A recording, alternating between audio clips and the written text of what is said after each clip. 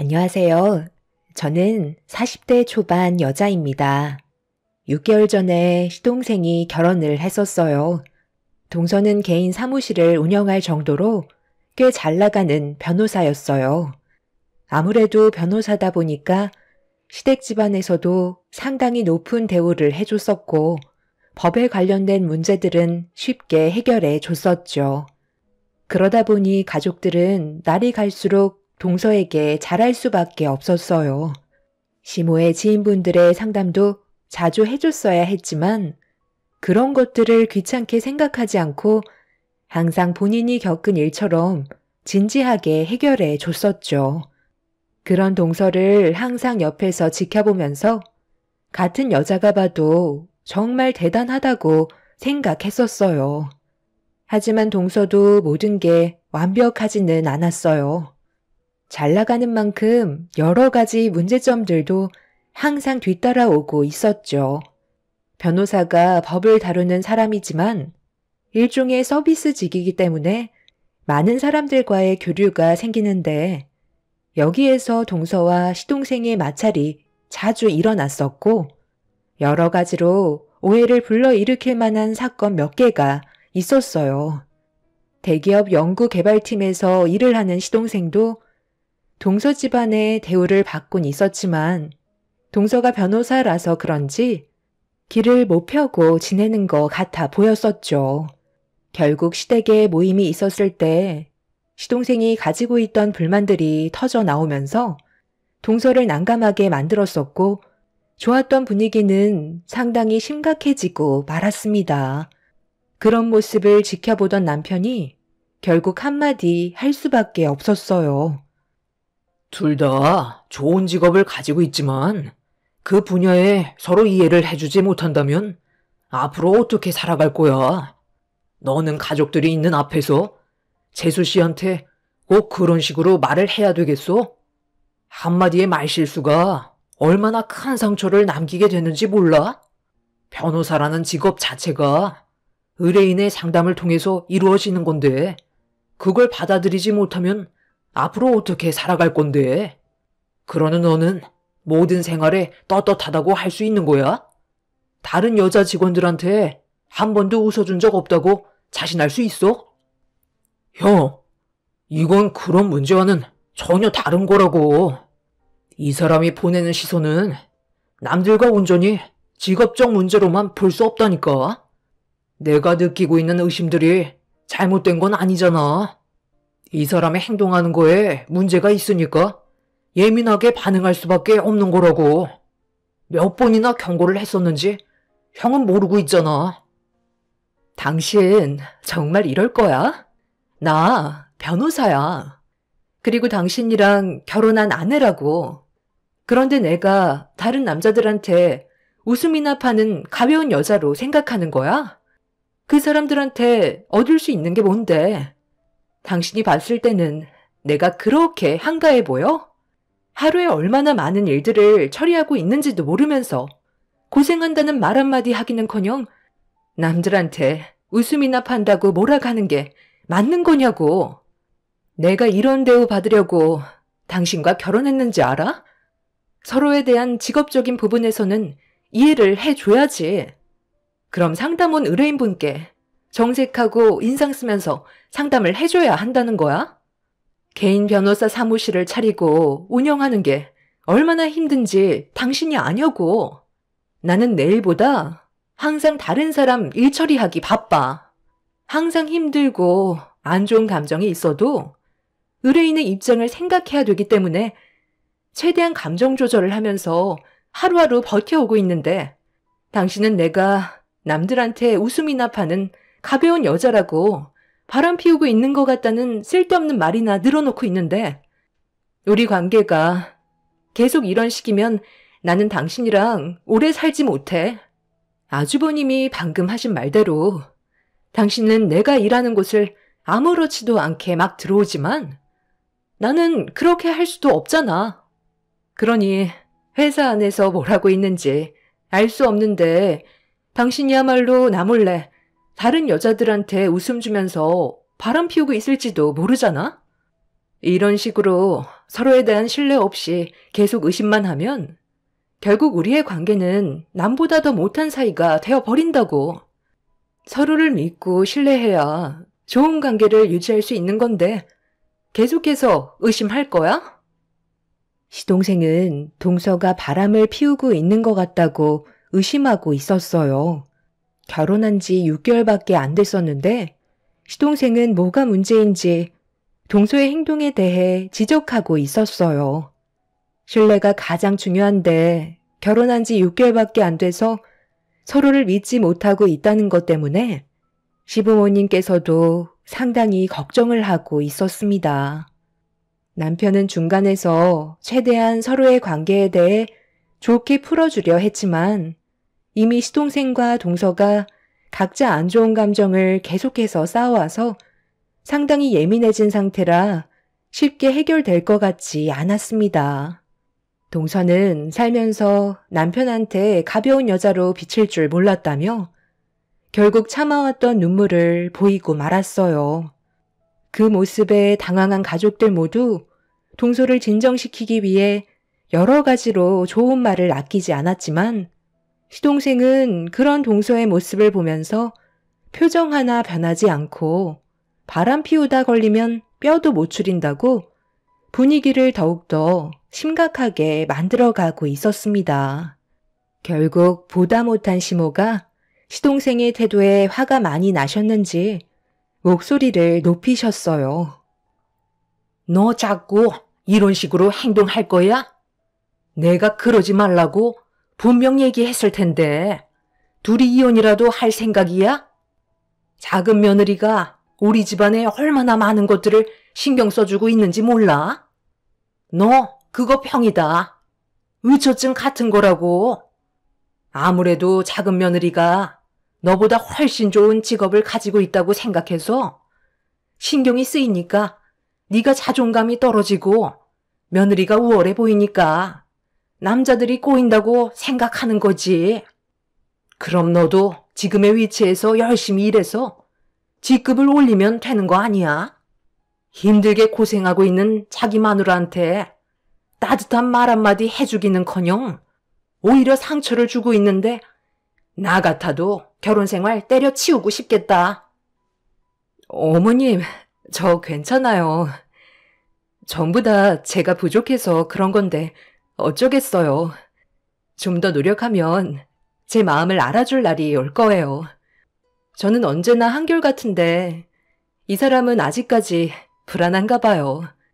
앞으로 좀 더 신경 쓸 테니 그만 뭐라고 하세요. 어머님이 화내셔봤자 오히려 좋아지는 건 하나도 없어요. 오늘은 너무 피곤해서 먼저 일어나도 될까요? 내일도 많은 스케줄이 잡혀 있어서 쉴 시간이 없거든요. 당신은 어떻게 할 거야? 같이 갈 거야? 아니면 더 있다가 올 거야?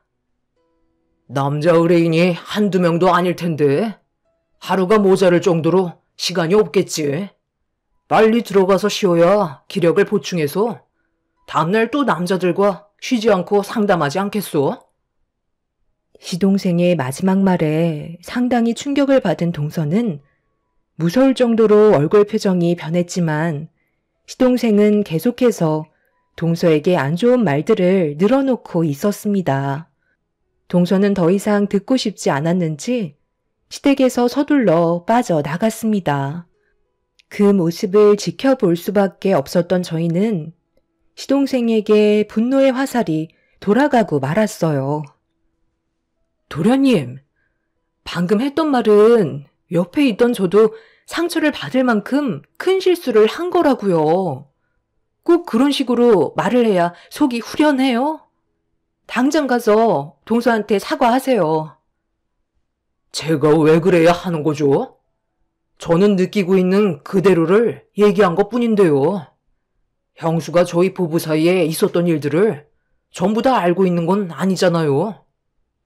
그래도 그렇지. 어른들이 앞에 있는데 그런 식으로 말을 하는 건 잘못된 거다. 그리고 정확한 증거가 있긴 한 거야. 작은 며느리가 바람을 피우고 있다면 네가 그런 증거물을 확실하게 확보를 하고 그런 말을 해야지. 아무것도 없는 상태에서 말만 그렇게 한다고 달라질 게 뭐가 있는데? 만약 정말 작은 며느리가 바람을 피우고 있다면 확실한 증거물을 가지고 와라. 나는 뭐 너한테 큰 소리 치고 싶은 줄 알아? 믿고 싶지는 않지만 네가 하도 그러니까 나까지 불안해진다. 너 정말 의처증 아니야? 의심병 같은 게 있는 거 아니냐고.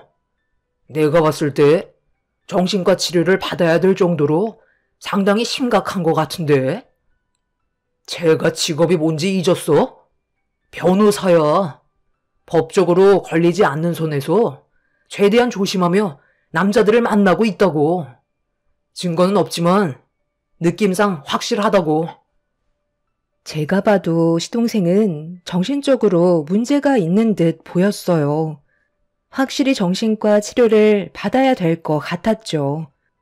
날이 가면 갈수록 심해지는 시동생의 행동이 큰 문제를 일으키게 될까봐 가족 모두가 걱정을 하고 있었습니다.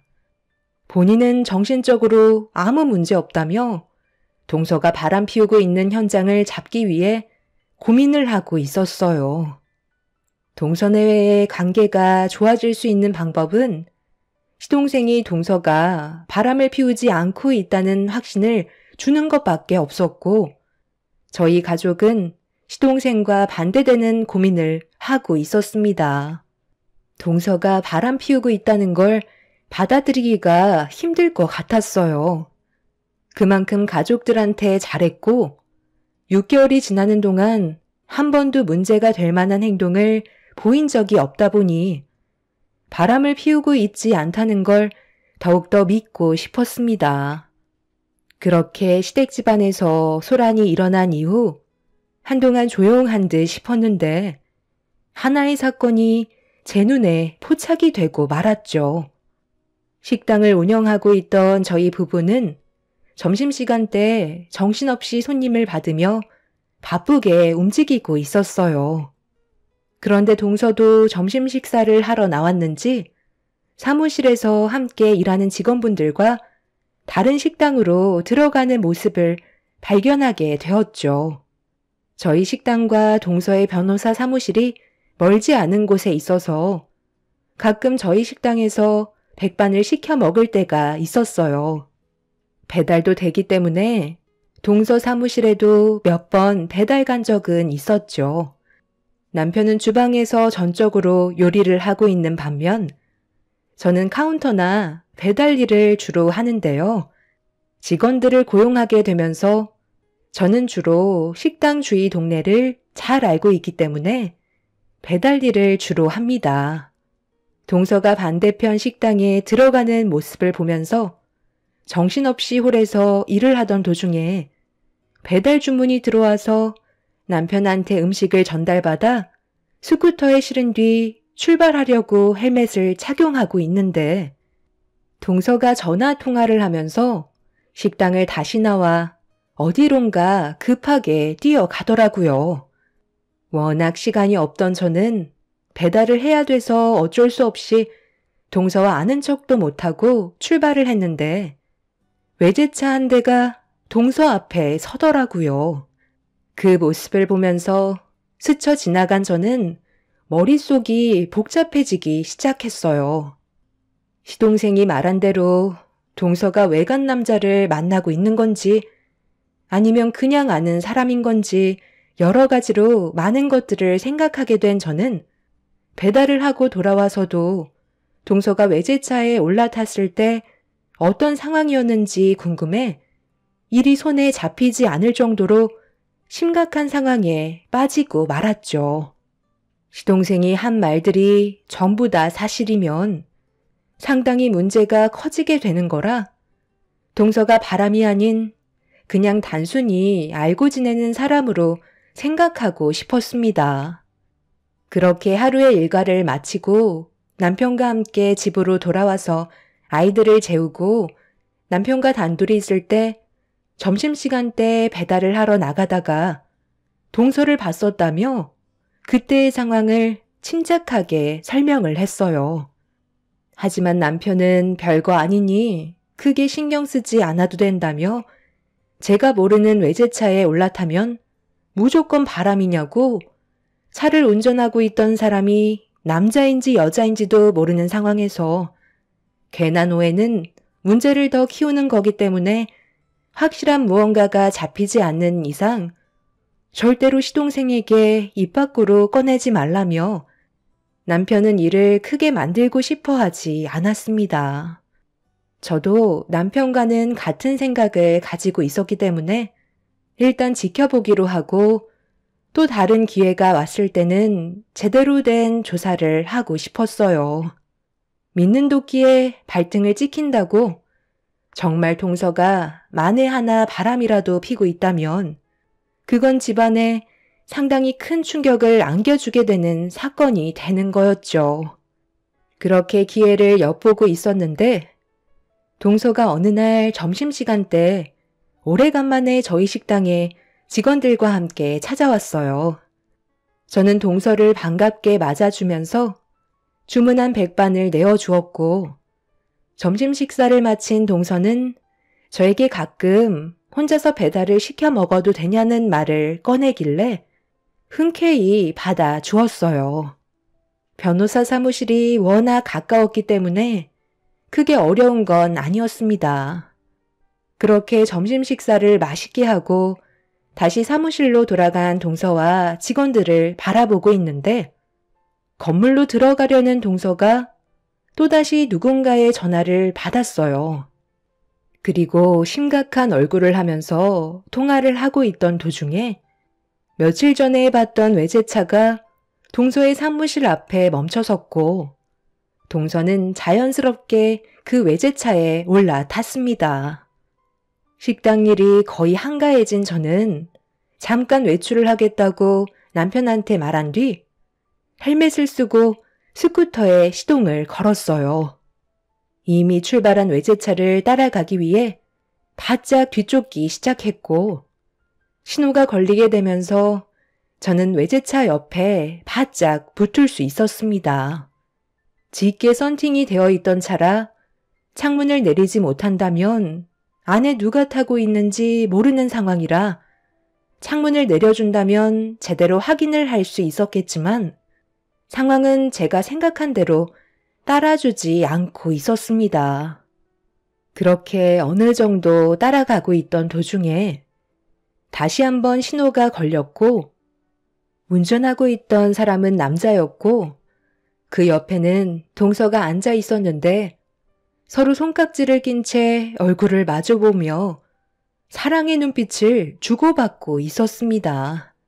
그 모습을 보고 있는데 신호가 바뀌자 외제차는 출발을 했고 저는 너무 큰 충격을 받아 따라가지 못한 채 그 자리에 멈춰서서 동서가 탄 외제차를 바라볼 수밖에 없었습니다. 그날 받았던 충격은 저에게 처음 느껴보는 배신감을 안겨주었어요. 바람을 피우지 않는다고 확신에 찬 표정으로 얘기했던 동서가 저희 가족에게 거짓말을 했다는 거에 화가 머리끝까지 올라오고 말았어요. 그렇게 식당에 돌아와서 넋이 나간 얼굴로 들어서자 저를 본 남편이 무슨 일 있었냐고 물어보는 질문에 저는 두 눈으로 목격했던 걸 차마 얘기할 수 없었습니다. 제가 입 밖으로 꺼내는 건 전혀 문제가 되지 않지만 확실한 증거가 없는 상황 속에 동서가 잘못 본 거 아니냐고 발뺌을 하면 제가 오히려 역으로 당할 수도 있을 것 같아 남편한테는 일이 좀 힘들어서 기운이 빠진 것 같다고 대충 둘러댈 수밖에 없었어요. 그렇게 기회를 엿보며 제대로 된 증거물을 확보하기를 기다리고 있던 어느 날 점심시간이 되고 직원들이 저희 식당으로 들어왔어요. 그런데 동서는 보이지 않길래 물어보니 사무실에서 해야 될 일이 있다며 나중에 따로 먹겠다는 말에 뭔가 느낌이 좋지 않다는 걸 알게 된 저는 남편한테 백반 하나를 준비해달라고 부탁했어요. 그리고 남편이 건네준 백반을 들고 동서의 변호사 사무실로 들어가게 되었죠. 조심스럽게 문을 열고 동서의 이름을 부르려 하는데 깔깔거리며 웃는 목소리가 동서 상담실에서 밖에까지 울려 퍼지더라고요. 그래서 가까이 다가가 무슨 대화를 하는지 엿들으려는 찰나 상담실 문이 열렸고 눈앞에 동서와 눈이 마주치고 말았습니다. 제가 들어왔을 거라고 전혀 생각하지 못한 동서는 많이 놀랐는지 비명을 지르면서 저에게 연락도 없이 왜 왔냐고 소리를 지르고 있었어요. 그게 직원들만 밥 먹으러 왔는데 동서는 할 일이 끝나지 않았다고 하길래 배가 고플까봐 백반 하나 준비해서 왔지. 점심시간도 걸을 만큼 많이 바쁜 거야? 여기가 지금 형님 안방이에요? 이곳은 제가 일을 하는 곳이라고요. 한창 바쁠 시간에 사무실에서 청국장 냄새 풍기면 상담하러 오시는 의뢰인분들께서 기분이 좋으시겠어요? 형님이 가지고 오신 6,000원짜리 청국장 제 입에 들어가면 입에서 냄새 풍길 테고 그럼 의뢰인들이 저희 사무실에 또 찾아오고 싶겠냐고요. 지금 한창 상담 중이었는데 이렇게 업무 방해를 하시면 아무리 가족이라도 제가 기분이 좋겠어요? 의뢰인 보는 앞에서 체면구기게 정말 너무하시네요. 여기에 10,000원 드릴 테니까 당장 나가세요. 제가 경고하는데 앞으로 제 허락 없이 사무실에 발도 들이지 마세요. 한 번만 더 이런 식으로 행동하시면 그땐 제가 잘 아는 법대로 일 처리할 테니까 가족들끼리 괜히 얼굴 붉힐 일은 만들지 않았으면 좋겠네요. 그리고 음식 중에 제가 제일 싫어하는 게 청국장이라고요. 동서는 제가 보는 앞에서 건네받은 청국장을 화장실 변기통에 전부 부어버린 뒤 물을 내려 버렸어요. 그리곤 빈 그릇을 다시 건네주면서 빨리 나가라고 화를 내고 있었습니다. 상당히 예민하게 반응하는 동서의 태도에 저는 기분이 나쁘다기보다 상담실 안에서 나오지 않는 그 사람이 더 궁금했었어요. 확실히 저에게 들키지 말아야 될 무언가가 있는 것 같다는 느낌이 확실하게 들면서 상담실 안을 확인해 봐야만 했죠. 저를 보며 예민하게 반응하고 있는 동서를 대응하면서 변기에 청국장을 부어버린 거에 대해 화를 내기 시작했고 제가 소리를 지르자 동서가 예상하지 못한 반응이 나와서 당황했는지 뒷걸음질 치기 시작했어요. 저는 계속해서 삿대질을 하며 밀어붙였고 상담실 안에 계신 의뢰인분께 죄송하다는 말이라도 해야 될 것 같다면서 문을 활짝 열어젖히려는 순간 동서가 악착같이 막아서며 저를 강하게 밀쳐버렸어요. 동서의 힘에 밀려버린 저는 결국 넘어져서 이성을 잃어버려 상담실 문을 강제로 열어젖히려는데 그 타이밍에 동서의 직원분들이 들어오면서 저를 말리게 되었고 끝내 상담실 안에 있던 사람의 얼굴을 확인할 수는 없었습니다. 동서의 태도에 화가 머리끝까지 올라와 버린 저는 절대로 그냥 넘어가고 싶지 않았어요. 무조건 밝혀내서 확실한 증거물들을 확보해내기로 결심하게 되었죠. 참을 만큼 참았던 저는 핸드폰을 들어 전화를 걸어 도움을 요청했고 그렇게 동서의 모든 걸 파헤치기 위한 계획을 세우고 있었습니다. 그렇게 도움을 요청한 지 며칠의 시간이 지나는 동안 동서는 단 한 번도 저희 식당에 와서 자기가 잘못한 부분에 대해 용서를 구하지 않았고 제 화를 더 크게 키우고 있었죠. 그리고 기다리던 증거물들이 하나둘 도착하게 되자 저는 가족들 모두를 식당으로 불러 모았습니다. 시동생과 동서의 관계는 여전히 좋지 않았는지 서로 얼굴조차 마주 보고 있지 않더라고요. 이런 관계를 하루라도 빨리 정리해주기 위해서 제가 할 수 있는 건 동서의 실체를 밝히는 것밖엔 없었죠. 다 모이셨으니 지금부터 제가 그동안 무엇을 했는지 보여드리도록 할게요. 도련님이 동서가 바람을 피우고 있다고 했었잖아요.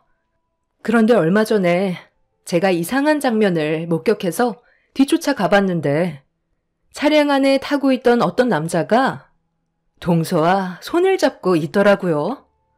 저 혼자 목격했던 장면이고 제 눈에 들어왔던 현장을 증거물로 남겨두지 못해서 기회를 엿보고 있었는데 때마침 동서 사무실에 누군가 상담을 왔다고 하길래 남편한테 백반을 준비해달라고 부탁한 뒤에 사무실로 올라갔었죠. 분명 다른 남자가 있다는 걸 확신했기 때문에 저는 증거를 확보해야 될 것 같아 사무실로 들어간 거지만 저를 본 동서가 악착같이 저를 막아서더라고요.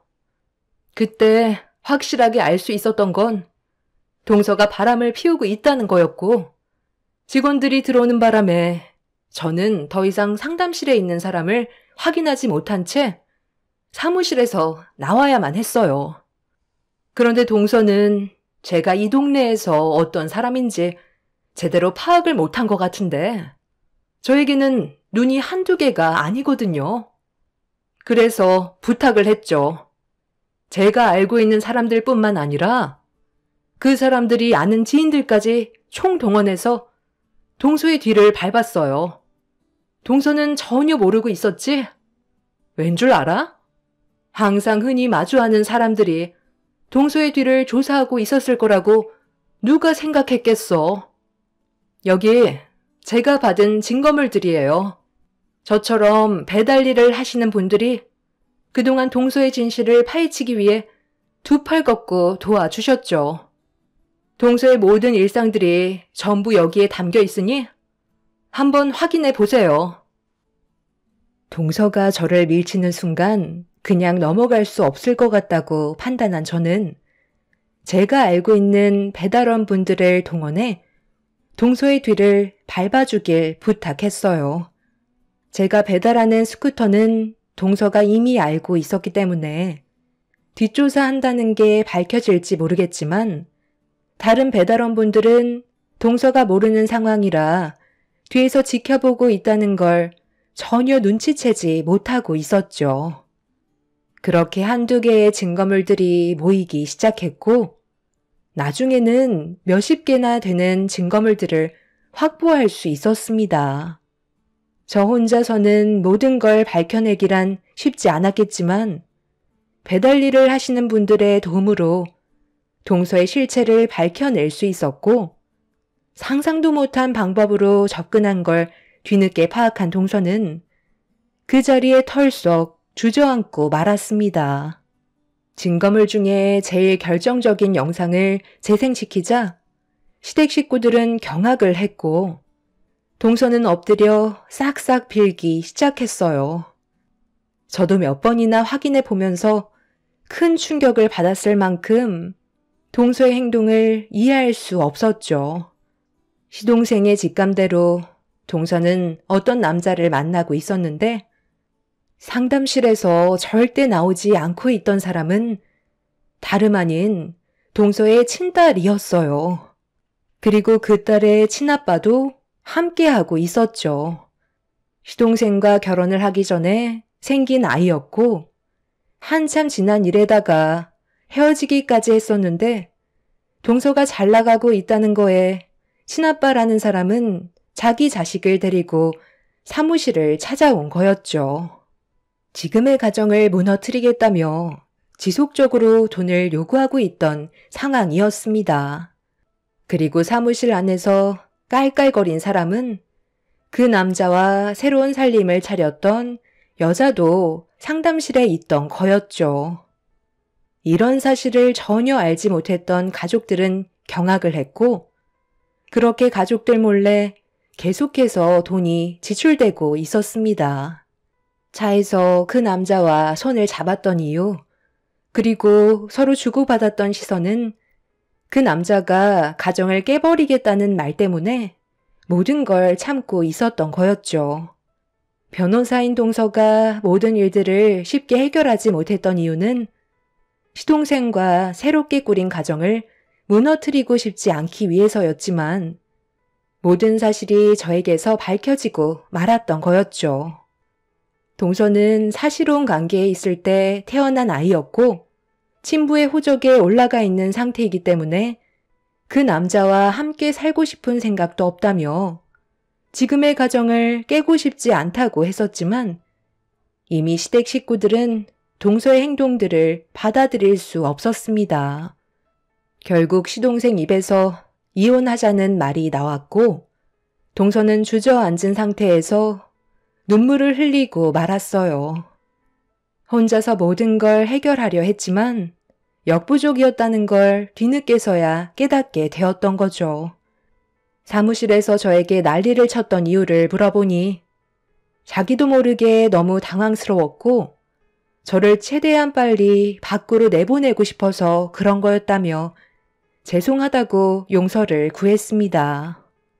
그렇게 동서와 시동생은 서로 이혼을 하게 되었고 모든 사실을 숨긴 채 결혼한 부분에 대해 고통을 받게 된 시동생은 동서를 상대로 정신적인 손해배상과 결혼을 하면서 지출된 모든 금전적인 부분에 대해서 보상 요구를 하게 되었어요.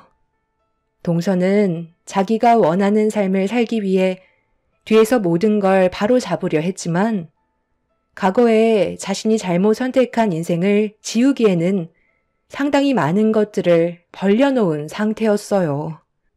그런데 이혼한 뒤 알게 된 또 다른 문제점은 동서가 임신을 한 상태였는데 시동생은 뱃속에 있는 아이가 자기 아이가 아니라고 인정하고 싶어 하지 않았지만 동서는 시동생의 아이라고 확신하고 있는 중입니다.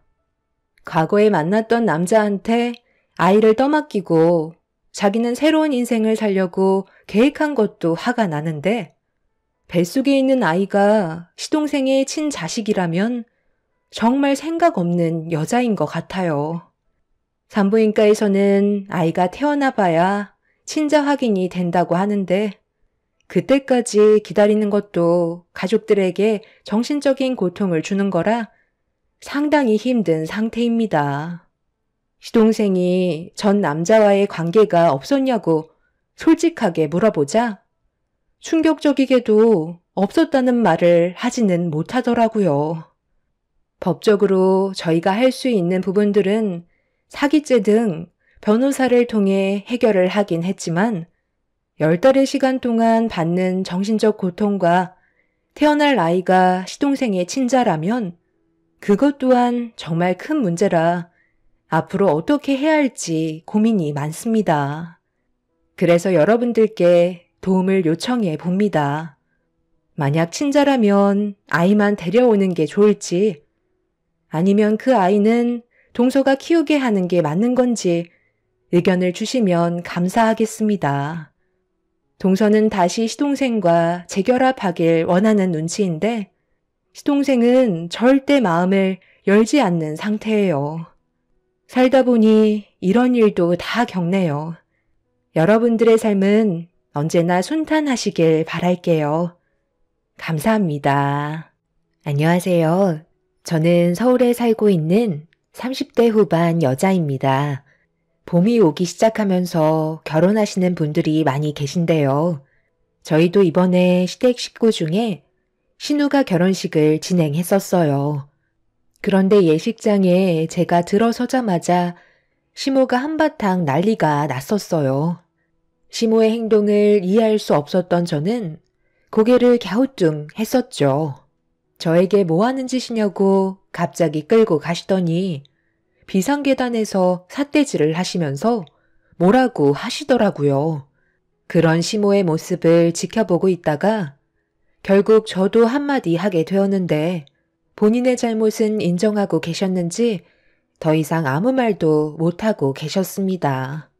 시모와 제가 마찰이 생기게 된 이유는 작년 가을에 저희 동생이 결혼식을 하게 되자 시모가 평소에 자주 만나시던 계모임 회원 12명의 분들과 함께 오시면서 문제가 시작되었습니다. 축하해 주시는 것까지는 좋았어요. 결혼식은 많은 분들이 와주실수록 좋은 거니까요. 그런데 시모가 12명의 계모임 회원분들과 웨딩홀에 마련된 뷔페에 들어가시는데 좀 당황스러운 말을 꺼내시면서 회원분들을 안내해 주시길래 시모의 행동을 이해할 수 없었던 저는 어떤 상황인지 확인해 볼 수밖에 없었어요. 그리고 시모는 그런 저를 마음에 들어하지 않으셨죠. 무슨 문제라도 있는 거니? 내가 지인들 공짜밥 먹일까봐 그러는 거야? 너는 나를 뭘로 보고 이런 식으로 대하는 건데? 지인들이 이상하게 쳐다보고 있잖아. 어머님, 그게 아니라요. 명부에는 작성도 하지 않으시고 무작정 식사권부터 달라고 화부터 내시니까 제가 좀 당황스러워서 여쭤본 거예요. 너, 내가 누구야? 축의금 안 낼까봐 걱정하는 거야? 꼴에 동생 결혼식이라고 무상으로 밥 먹을까봐 엄청 예민한 반응을 보이는데 시애미가 지금 이런 취급을 받아야 하는 거냐고. 내 지인들이 먼 길 와서 시장하다고 하니까 먼저 식사권을 달라고 한 건데 그걸 불만 가지면 어쩌자는 거야? 너는 아직까지 내 성격 모르는 거니? 우리 식사 끝나면 내가 축의금 따로 걷어서 줄 테니까 쓸데없는 걱정 말고 가서 네 동생이나 잘 챙겨라. 오늘같이 좋은 날 서로 얼굴 붉혀야 되겠어? 대충 둘러보니까 먹을 만한 음식도 별로 없더구만.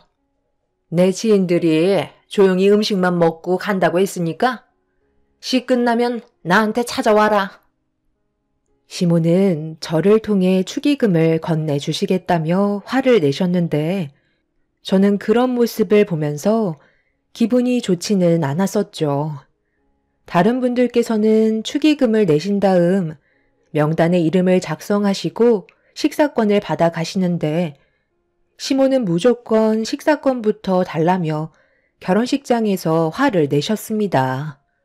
그 모습에 당황한 저는 시모에게 침착하게 설명을 드렸지만 이미 기분이 상하셨는지 저에게 불만을 털어놓으셨어요.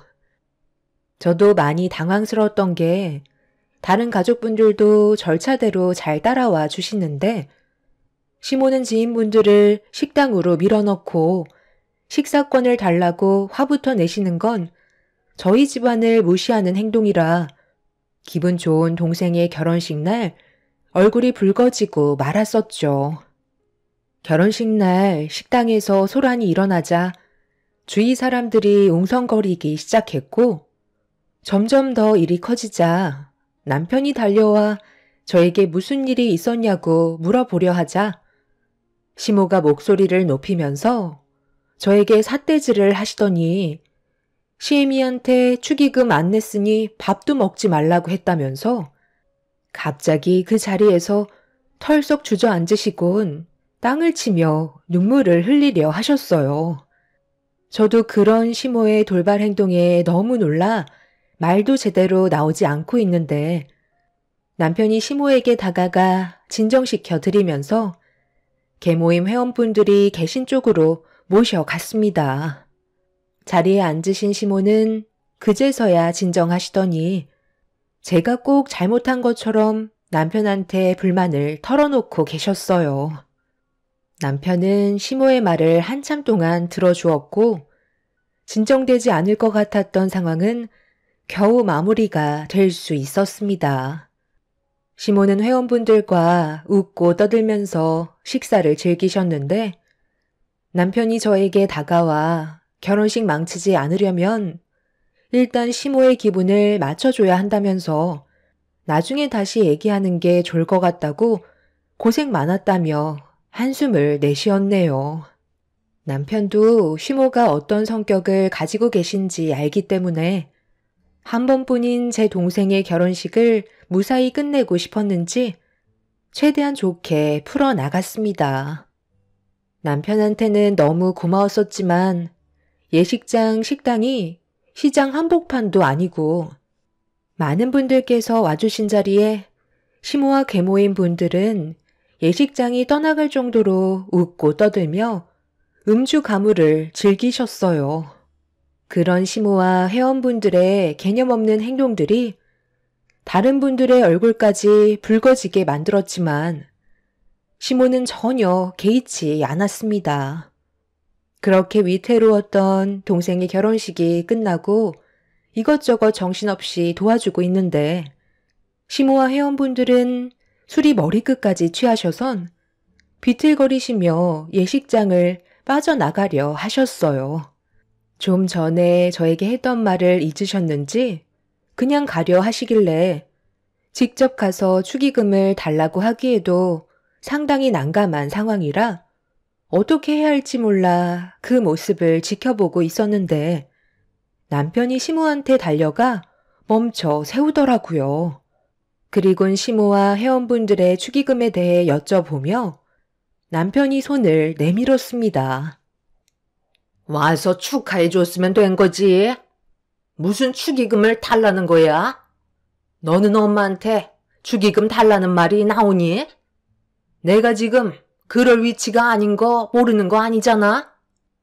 엄마, 제 결혼식도 아니고 저제가 결혼하는 건데 지킬 건 지키셔야죠.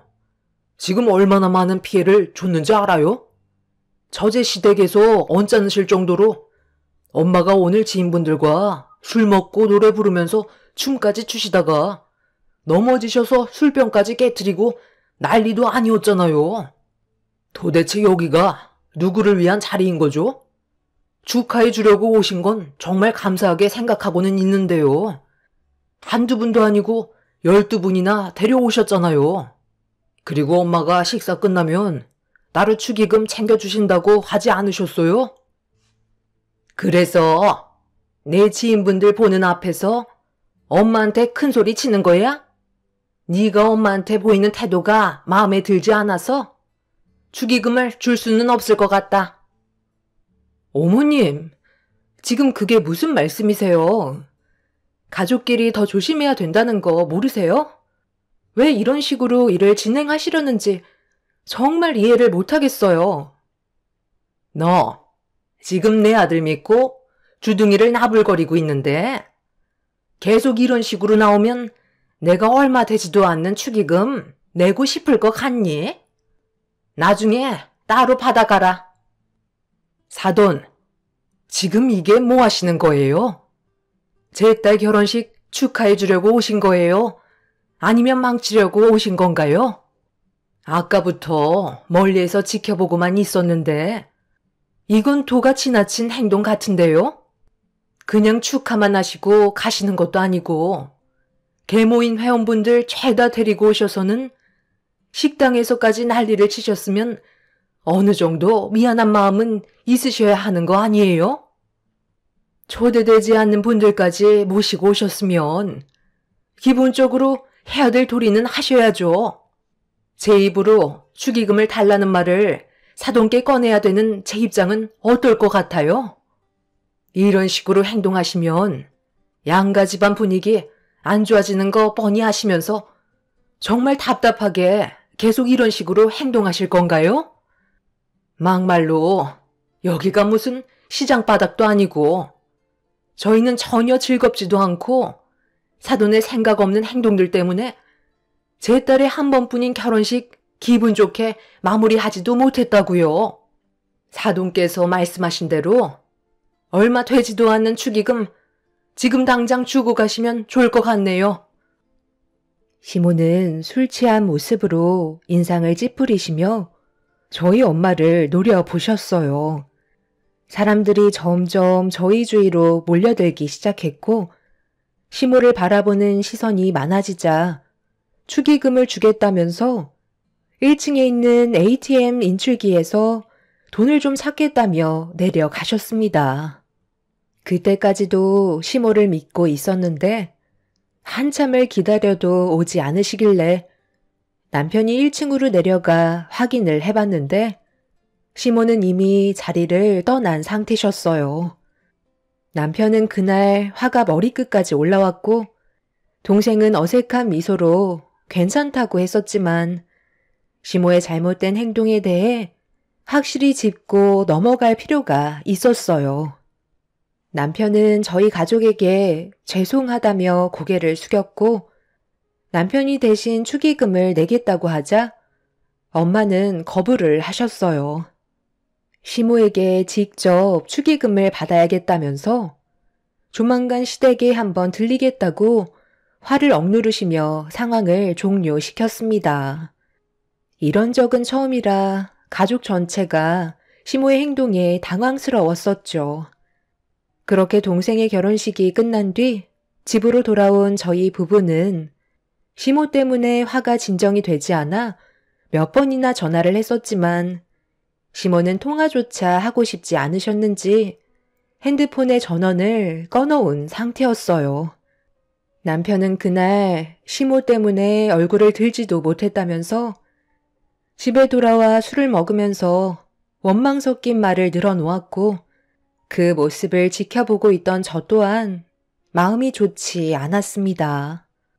저희 부부는 한동안 시댁에 찾아가지 않았지만 지방에서 일을 하시던 시부는 동생의 결혼식 때 참석을 하지 않으셔서 이 사실을 뒤늦게 알게 되셨는데 시모의 생각 없는 행동에 미안하다면서 저에게 시모와 계모인 분들의 축의금을 대신 계좌로 보내주셨지만 남편은 그냥 넘어갈 수 있는 문제가 아니라며 시부께서 보내주신 돈을 들고 주말에 시댁으로 향하게 되었습니다. 엄마, 방에서 나오지 않는다고 해결되는 문제가 아니잖아요. 축의금 때문에 제가 이렇게까지 화가 나게 될 줄 정말 몰랐어요. 빨리 나와 보세요. 아유, 그만 좀 뭐라고 해라. 귀청 떨어지겠다. 너희 아빠가 며느리 통장으로 돈 보냈다면서. 그럼 된 거 아니야? 즐거운 주말에 서로 얼굴 붉혀야 되겠어? 엄마가 처제 결혼식 날 처신만 똑바로 하셨어도 일이 이렇게까지 커지지는 않았겠죠. 엄마의 행동이 아버지까지 고개를 들지 못하게 하고 있다는 거 모르세요? 처음부터 축의금 내실 생각 전혀 없으셨던 거죠? 개모임에 참석하신 분들은 잘못됐다고 전혀 인지를 못하시는 거예요? 어떻게 엄마랑 똑같이 행동하실 수 있어요?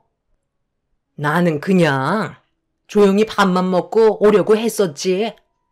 인원수만 채워주는 게 어디니? 축의금 낼 생각이었으면 그렇게 많은 회원들 데려가지도 않았을 거야. 그런데 하도 난리를 치니까 어쩔 수 없이 축의금을 주려고 했는데 한 명당 5만 원이라며. 그럼 나까지 포함해서 65만 원인데 그 큰 돈을 나 혼자 어떻게 내니? 그래서 도망치신 거예요? 식사는 하셨는데 돈은 내고 싶지 않아 어른답지 못한 행동을 보이신 거네요. 제 결혼식이었다면 아무 말도 하지 않았을 텐데 이건 제 동생 결혼식이었다고요. 어머님 때문에 저까지 동생 얼굴을 못 보고 있는 상황이에요. 여기 아버님께서 제 통장에 입금해 주신 100만 원 돌려드릴게요. 저희 가족한테 제대로 사과하시고 어머님께서 최대한 빨리 모든 걸 바로 잡아주셨으면 좋겠어요. 그렇지 않고선 안 좋은 감정만 계속해서 쌓일 뿐이라고요. 시모는 제가 불만을 털어놓자 입을 꾹 닫으신 채 아무 말도 하지 않으셨어요. 축의금 하나 때문에 서로의 감정은 점점 더 안 좋아지고 있었지만 시모는 끝까지 축의금을 주려 하지 않았습니다. 남편은 저에게 미안하다면서 축의금은 자기가 대신 주겠다며 갑자기 자리에서 일어났어요. 남편은 시모를 바라보며 그동안 살아오면서 그날 시모의 행동에 너무 큰 실망을 했고 잘못을 인정하지 않는 시모와 차라리 서로 안 보고 사는 게 덜 상처받게 되는 방법 같다며 평생 후회해도 소용없다면서 아들 얼굴 볼 생각하지 말라고 시댁을 뛰쳐 나갔습니다. 시부가 화를 내는데도 시모는 미동조차 없길래 저도 더는 용서해 드릴 마음조차 남아있지 않아 남편의 뒤를 따랐습니다. 그렇게 시모와의 인연을 끊어버리게 되었고 더 이상 만날 일이 없을 거라 생각했었어요. 저희 부부는 때 되면 시부와 따로 만나 외식을 한다든지 그런 식으로 시모와 마주치게 될 상황들을 최대한 만들지 않았습니다. 차라리 이런 관계가 오히려 저와 남편한테 스트레스를 주지 않아 마음이 한결 편했었어요. 그렇게 몇 달 동안 시모와 연락을 끊고 지내고 있었는데 어느 날 신우가 저에게 전화를 걸어왔어요. 신우는 저와 관계가 나쁘지 않았기 때문에 서로의 안부를 물으며 순조롭게 대화를 이어나가고 있었죠. 신우도 워낙 바쁜 삶을 살고 있어서 얼굴 볼 시간이 거의 없는데 저에게 전화를 한 이유는 좋은 사람이 생겨서 결혼까지 생각하고 있다며 몇 달 전에 제 동생이 결혼식을 올렸을 때 예식장은 어땠는지 이것저것 물어보고 있었습니다. 그런데 신우가 주말에 시댁에서 얼굴 좀 볼 수 있냐고 결혼식에 대해 궁금한 걸 직접 만나서 대화하길 원하길래 제 동생 결혼식 날 시모가 어떤 일을 저질렀는지에 대해 처음 설명을 해주면서 시댁에는 가지 못할 것 같다며 저희 집에서 만나기로 결정하게 되었어요. 신우도 그런 사실을 전혀 알지 못하고 있던 터라 많이 당황스러워 했었죠. 결혼식에 참석하지 못했던 신우는 그때 당시 해외에 출장 중인 상태라 제 동생 결혼식에 참석하지 못한 상태였었죠. 그렇게 며칠 뒤 신우가 저희 집에 와서 결혼식에 대해 궁금한 걸 이것저것 물어보며 좋은 시간을 보내고 있는데 시모가 신우에게 전화를 걸었어요. 미니야, 언제 올 거니? 엄마 목 빠지게 기다리고 있는데. 오늘 온다고 하지 않았어? 지금 어디쯤 오고 있는 거야? 저녁 준비 거의 다 끝나가는데. 아, 지금 오빠 집에 잠깐 들렸어요. 결혼식 문제 때문에 물어볼 게 있어서 대화하다 보니 시간이 좀 길어지긴 했는데 이제 다 끝나서 들어가려고요. 네가 거길 왜 가? 결혼식에 대해 궁금한 게 있으면 엄마한테 물어보면 되는 거지. 빨리 집으로 곧장 와라. 엄마가 걔들이랑 지금 안 좋은 상황인 거 모르니? 저도 어떤 일이 있었는지 대충 들었어요. 엄마가 잘못했지 뭐. 계속 이런 식으로 안 좋은 관계 유지할 거예요? 저도 이제 결혼식 올리게 될 텐데 서로 웃으면서 봐야 하지 않겠어요? 제 결혼식까지 망칠 생각은 아니죠. 여기서 엄마 집 멀지도 않은데 몇 달 동안 얼굴 안 봤다는 게 말이 돼요? 지금 출발할 거니까 가서 좀 더 얘기해요. 엄마가 하루빨리 모든 걸 해결을 해주셔야 제가 웃으면서 결혼식을 끝마칠 수 있죠. 서둘러 갈게요. 신우도 시모가 잘못한 점에 대해 얘기하면서 언제까지 이렇게 살 거냐고 하루빨리 저희와의 관계를 회복하길 원하고 있었습니다. 신우 결혼식 날 서로가 얼굴을 붉히며 만나는 건 좋은 영향을 주지 않기 때문에 최대한 서둘러 안 좋은 감정을 털어내길 바라고 있었죠. 시모는 집에 와서 얘기하자며 전화를 끊으셨고 신우는 자기가 알아서 잘 해결하겠다며 서둘러 시댁으로 출발했어요. 그렇게 한참의 시간이 지난 뒤 그동안 한 번도 잘못을 인정하지 않고 버티고 계셨던 시모가 저에게 전화를 하셔서는 동생의 결혼식 날 저지른 행동들에 대해 처음으로 사과를 하셨어요. 시간이 어느 정도 지난 만큼 저희도 분노했던 감정이 어느 정도 가라앉았던 터라 좋게 마무리 지을 수 있었습니다.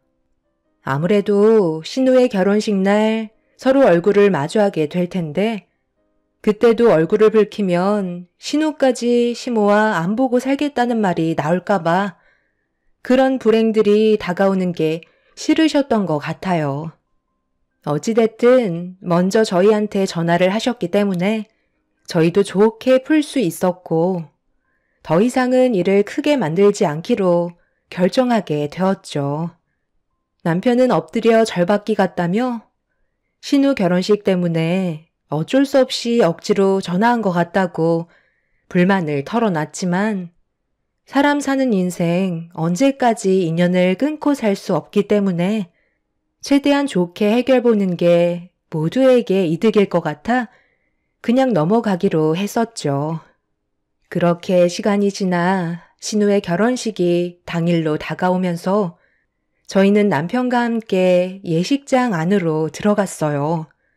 남편은 정신없이 결혼식 준비 진행을 도와주고 있었는데 저를 본 시모가 일그러진 얼굴로 지금 뭐 하는 짓이냐며 다짜고짜 저를 비상계단으로 끌고 갔어요. 너 지금 나한테 복수라도 하는 거야? 저 많은 아이들은 뭐야?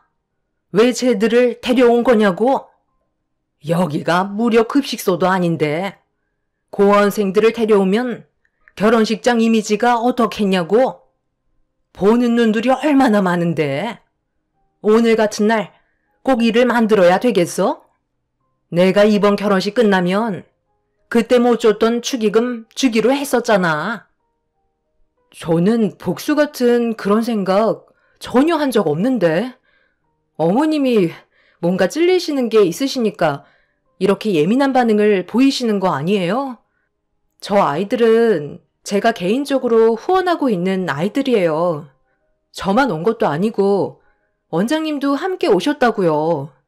문제될 거 하나 없는데 왜 이렇게 민감하신 거예요? 쟤들은 정상적으로 살아온 애들이 아니잖아. 부모도 없는 상태에서 결혼식에 함부로 들이면 내 딸 이미지가 어떻겠냐고. 중요한 결혼식 망치지 말고 아이들은 전부 다 밖으로 내쫓아라. 결혼식이 무슨 애들 장난도 아니고 저렇게 우르르 몰려다니면 괜히 쓸데없는 오해를 살 수도 있는 거라고. 네가 당장 내쫓지 않으면 내가 애들 끄집어내서 밖으로 쫓아내 버릴 거다. 알겠니? 그리고 저런 애들은 평소에 고가의 음식을 접해본 적이 없기 때문에 다른 분들이 음식을 먹기도 전에 전부 다 거덜낼 게 뻔하다고. 원장이라는 사람한테 길 건너편에 패스트푸드점 많으니까 가서 햄버거나 하나씩 사 먹으라고 돈 몇 푼 지어주고 보내버려라. 그렇게 하지 않으면 아주 깽판을 놓을 거니까 내 딸 결혼식 망치지 않으려면 애들은 조용히 내보내는 게 좋을 거야. 고아들이라고 자랑하러 온 것도 아니고 예식장에 20명이나 데리고 오는 게 말이 되니? 네가 생각이 없으니까 평소에도 욕을 먹는 거라고. 결혼식 끝나고 너한테 주겠다던 축의금은 없었던 일로 해야 되겠다. 너 때문에 지금 내가 받고 있는 정신적인 스트레스가 얼마나 큰 줄 아니? 내가 발로 걷어차서 내쫓기 전에 서둘러 처리해야 될 거다. 저는 시모가 왜 화를 내고 계신 건지 이해할 수가 없었어요. 축의금을 내지 않겠다는 것도 아니었는데 시설에서 자란 아이들이라고 무조건 내치려는 행동들이 저로서는 받아들이기가 힘들었었죠. 시모는 다시 저를 데리고 식당에 가만히 앉아있는 아이들한테 손가락질을 하며 당장 내쫓으라고 저에게 지시를 하고 있었습니다. 시모의 목소리가 점점 커지자 남편은 급하게 달려와 무슨 일인지 물어보자 보육원에서 생활하는 아이들을 결혼식장에 데려왔다며 남편한테 화를 내고 있었죠. 남편도 같이 후원을 하고 있는 입장이라 시모를 최대한 좋게 설득시키면서 흥분을 가라앉히게끔 노력했지만 시모는 점점 더 분노를 가라앉히지 못하고 있었어요. 난감한 저희는 일단 시모를 진정시키기 위해 식당에 앉아있는 아이들을 밖으로 불렀는데 음식을 나르고 있던 원장님이 무슨 일이냐며 저희한테 달려오셨어요. 그래서 상황을 대충 설명하고 있는데 갑자기 시모가 아이들이 보는 앞에서 원장님을 강하게 밀쳤고 중심을 잡지 못하신 원장님은 뒤로 심하게 넘어지는 사고를 당하게 되셨어요. 너무 순식간에 일어난 일이라 저는 뭐 하시는 거냐고 화를 내며 식장이 떠나갈 정도로 소리를 질렀어요. 그러자 식장 안에 있던 분들이 모두 저희를 바라보았고 한 아이가 넘어진 원장님을 보면서 울음을 터뜨리자 20명이나 되는 아이들이 한꺼번에 눈물을 쏟아내고 말았습니다. 시모의 생각 없는 행동 하나 때문에 걷잡을 수 없이 상황은 심각하게 흘러가게 되었고 결국 신부 대기실에 있던 신우까지 밖으로 나오게 되면서 결혼식에 차질이 생기고 말았습니다. 신우는 울고 있는 아이들이 있는 곳으로 급하게 뛰어오더니 어떻게 된 거냐며 저에게 물어보길래 시모의 행동에 대해 설명을 하자 신우는 많은 사람들이 보는 앞에서 시모에게 목이 터져라 소리를 질렀어요. 그런 모습에 시모는 당황하고 있었어요. 엄마, 지금 제정신이에요? 무슨 짓을 저질렀는지 아냐고요. 엄마는 왜 항상 멋대로 행동하시는 거예요? 무슨 일이 생겼으면 일단 상황 파악을 하시고 저한테 물어보면 안 되는 거예요? 무조건 몸이 먼저 움직여야 되는 거냐고요. 엄마 밀치신 분이 보육원 원장님인 거 알면서 아이들이 보는 앞에서 어른답지 못한 행동을 하셔야 했어요? 여기 있는 아이들은 제가 데려오라고 오빠한테 부탁한 거예요. 저도 꽤 오래전부터 아이들한테 후원을 하고 있었다고요. 제가 결혼하니까 앞으로 자주 얼굴 못 보게 될 것 같아 제대로 된 밥이라도 한 끼 먹이고 싶어서 아이들 좀 데려와 달라고 부탁한 건데 그게 뭐가 잘못됐어요? 뭐라고? 아니, 나는 그런 말을 들은 적이 없었는데 내가 미리 알았더라면 이렇게까지 난리를 치지 않았겠지. 저는 그런 것도 모르고 아이고 죄송합니다. 며느리 너는 나한테 진작 설명을 했어야지. 너 때문에 이런 일이 벌어진 거잖아. 이건 내 잘못이 아니라 전부 네가 잘못한 거니 책임은 너한테 있는 거다. 어머님, 정말 너무하시네요. 제가 설명을 해드리기도 전에 이미 두 귀를 닫으셨고 무조건 아이들을 밖으로 내치라고 저에게 화부터 내셨잖아요. 시모는 끝까지 제가 잘못을 했다며 원인 제공자라고 다시 저한테 화를 내기 시작했어요. 신우는 그런 모습을 보고 있다가 결국 분노를 참지 못했는지 그 자리에서 비명을 질렀습니다. 시모 때문에 한 번뿐인 결혼식은 또다시 무너지게 되었죠. 신우의 시댁 식구들까지 모여들게 되자 시모는 당황한 눈빛으로 뒷걸음질을 치고 있었는데 시부가 시모한테 화를 내면서 당장 식장에 들어가 자리에 앉아 있으라며 절대 나오지 말라고 분노하신 모습을 보여주셨어요.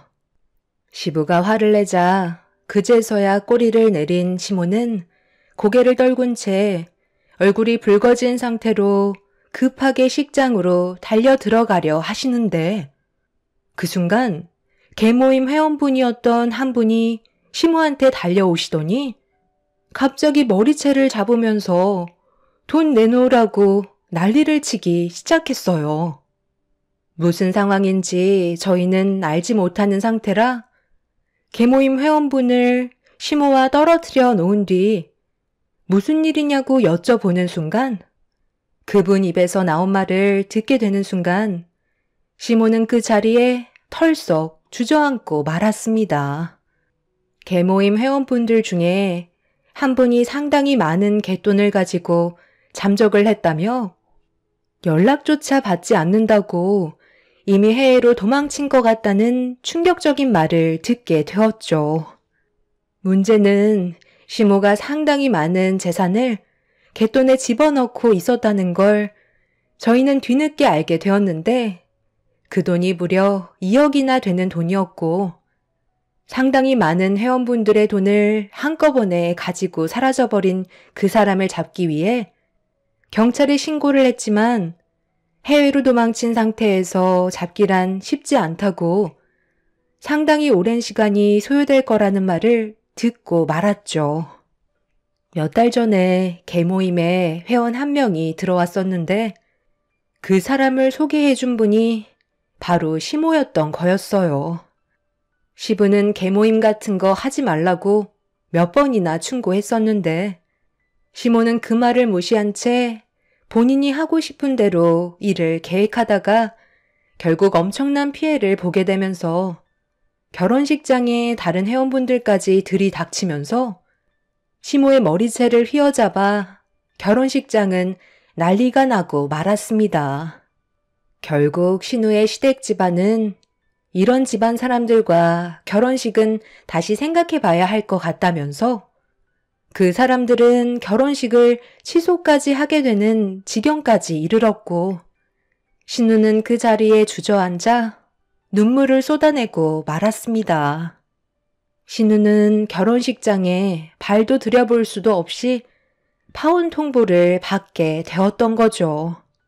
시부께서 신우의 시댁 어르신들께 고개를 숙이며 최대한 빨리 정리하겠다고 했지만 이미 그분들은 결혼 성사시킬 생각 없다며 결혼식을 취소시켜 버렸습니다. 시모의 잘못된 행동들이 결국 신우의 행복마저 빼앗아가 버리고 말았죠. 결국 시댁 집안은 파혼에 따른 위자료를 물어줄 수밖에 없었고 그날 이후 신우는 시모와 완전 인연을 끊어버린 상태가 되어 버렸어요. 지금도 갯돈을 가지고 잠적해버린 범인을 찾기 위해 수사 중에 있지만 상당히 어려움을 겪고 있다는 소식만 접할 수 있었습니다. 시모는 신우의 결혼식이 파혼과 갯돈을 사기 맞았다는 거에 상당한 충격을 받았는지 방에서 한 발자국도 나오지 않고 있는 중이라고 앞으로 어떻게 살아야 할지 모르겠다며 시부는 매일같이 한숨을 쉬고 계시네요. 저희 부부도 정말 막막하기만 하네요. 앞으로 계속 이런 식으로 살아야 하는 건지 모르겠어요. 시모의 잘못으로 상당히 많은 사람들이 피해를 보게 되었는데요. 시부는 그런 시모와의 관계에 대해 상당히 고민을 하고 계신 중입니다. 잘못을 뉘우치고 계시다곤 하지만 되돌리기에는 수습할 수 있는 범위를 벗어난 것 같아요. 대책 없이 문을 닫고 나오지 않는 시모를 보면 답답할 뿐입니다. 아마 본인이 저지른 잘못에 대해 땅을 치며 후회하고 있는 중이시겠죠. 결국 뿌린 대로 모든 걸 걷어들이게 된 것 같네요. 제 사연 들어주신 분들, 시작되는 월요일 사고 없이 여러분들의 가정이 평안하시길 기원 드립니다. 감사합니다. 안녕하세요. 저는 30대 중반 여자입니다. 사람의 본성은 태어날 때부터 타고난 건지 이번에 경험하게 된 일들이 저에게 상당한 충격을 안겨주었습니다.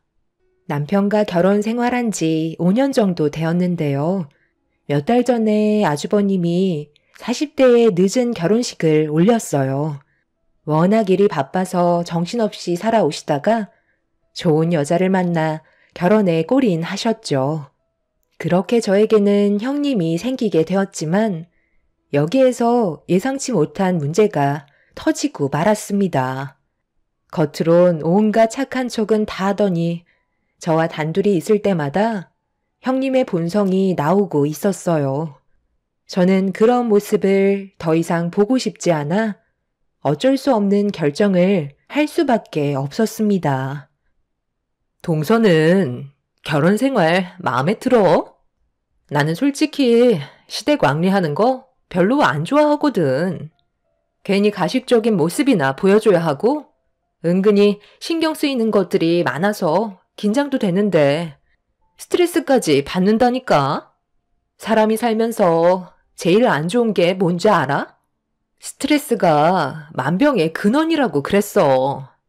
먹는 것 때문에 몸에서 문제가 생기는 것보다 스트레스로 인해 암에 걸릴 확률이 상당히 높다는 거야. 한 번만 사는 인생인데 최대한 오래 살면서 인생을 즐겨야 하는데 요즘 들어 그이랑 결혼하고 나서 시댁에 자주 모임이 생기다 보니 신경이 너무 많이 쓰이네. 동서는 이런 결혼 생활 어떻게 버티면서 살아왔어? 정말 대단한 것 같아. 아, 그래요? 저는 크게 스트레스 받은 적이 없어서 잘 모르겠어요. 시부모님께서 저를 딸처럼 항상 잘 챙겨주시거든요. 어떻게 받아들이냐에 따라 상황이 달라지는 거 아닐까요? 저는 결혼 생활 5년 차인데도 시댁에 올 때면 항상 즐거운 일만 생기는걸요? 그렇다고 시부모님이 형님한테 못하는 건 아니잖아요. 제가 봤을 때 항상 저보다도 더 형님을 신경 써주시고 여러 가지로 잘 챙겨주시는 걸로 알고 있는데 형님은 아닌 것 같아요. 시부모님 마음도 따뜻하고 정말 좋으신 분들이세요. 유쾌하신 부분도 있고 편견 없이 대해주셔서 편할 때도 많아요. 아니, 동서는 사람이 왜 이렇게 재미가 없어? 내가 험담을 하는 게 아니라 이런 생활들이 힘들다는 거야. 여기에서 내 속마음 터놓을 사람이 동서 말고 누가 있어? 나는 결혼한 지 얼마 안 됐잖아. 그래서 여러 가지로 도움받을 수 있는 게 있을까 해서 따로 얘기 좀 하자고 했던 거지.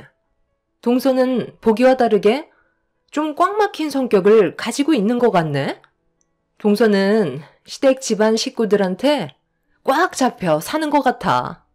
어머님이 말 한마디 하면 깍듯하게 시키는 건 뭐든 다 하는 것 같은데 그런 것들이 계속해서 반복이 되면 나중엔 모든 걸 당연시하게 생각한다니까. 동서가 그런 생활을 계속해서 이어나가는 게 좋지 않다는 거야.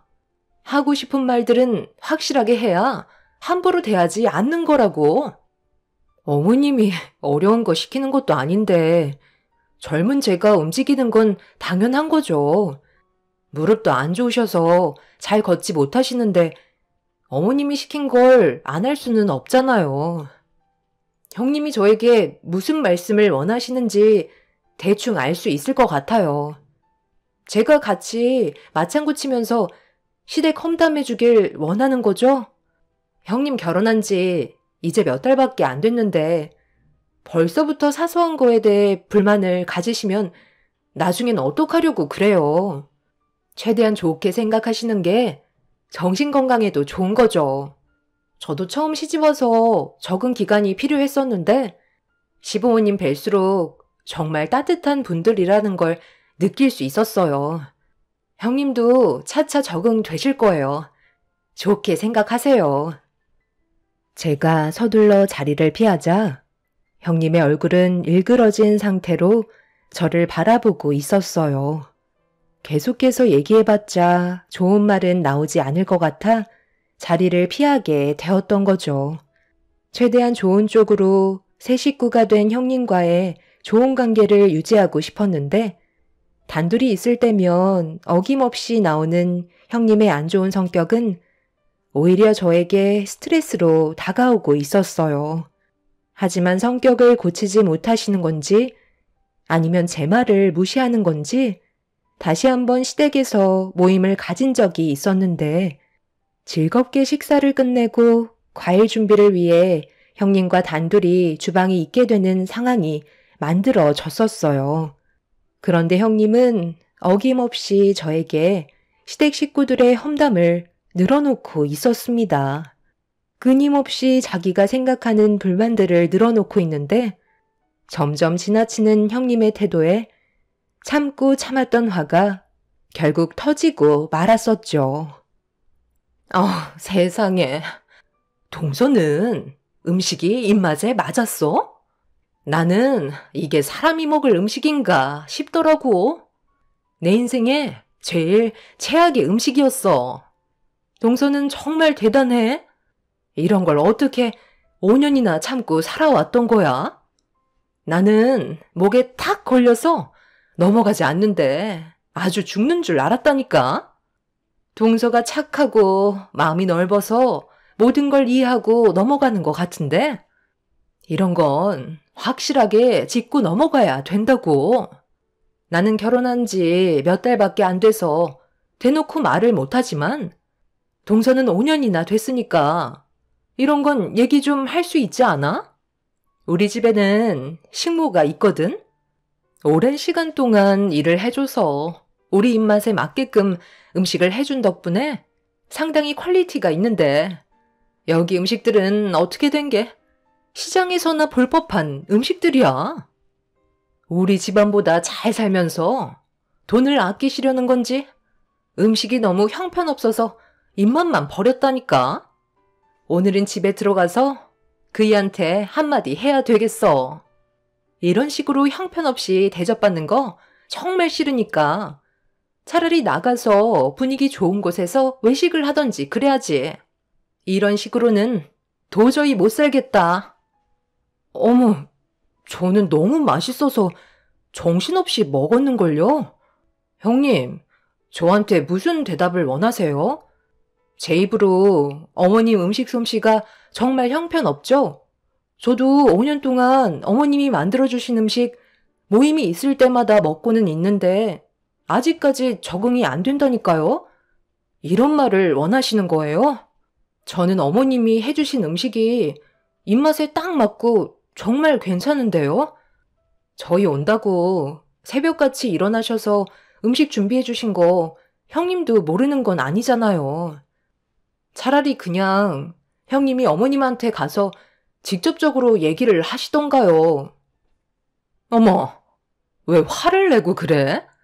나는 그냥 마음에 안 드는 것들 얘기한 것뿐인데 내가 원래 속으로 담아두는 성격이 아니라서 누군가한테 말을 해야 될 것 같고 여기에서 내 속마음 털어놓을 사람이 동서밖에 없는데 그 정도는 받아줄 수 있는 거 아니야? 이런 말도 못하면서 살 수는 없는 거잖아. 나도 내 감정 표현하는 거라고. 그러니까 저는 그런 안 좋은 말을 들으면 많이 불편해요. 형님은 그냥 제가 편해서 얘기한다지만 저는 어머님 눈치도 보이고 형님 눈치도 보이고 중간에서 정말 가시방석 같다고요. 그날도 어김없이 제가 먼저 자리에서 일어나 과일이 담긴 접시를 가지고 거실로 나갔어요. 형님의 지나친 태도에 감정이 상했던 저는 좋은 말이 나오지 않았고 형님은 먼저 일어난 저를 보며 자기를 이해해주지 못한다고 불만을 털어놓고 있었습니다. 형님과 더 이상 대화를 섞고 싶지 않아 저는 자리로 돌아와 거실 테이블에 과일 접시를 내려놓고 앉았는데 시모가 제 표정을 보셨는지 주방에서 무슨 일이 있었냐고 물어보셨지만 차마 형님과 나눴던 대화에 대해 시모한테 설명해 드릴 필요는 없다고 판단해 별일 없었다며 대충 둘러댔어요. 형님은 저에게 온갖 불평불만을 다 털어놓곤 아무렇지도 않다는 듯 거실로 돌아와 웃으면서 시부모님과 즐겁게 대화를 나누고 있었어요.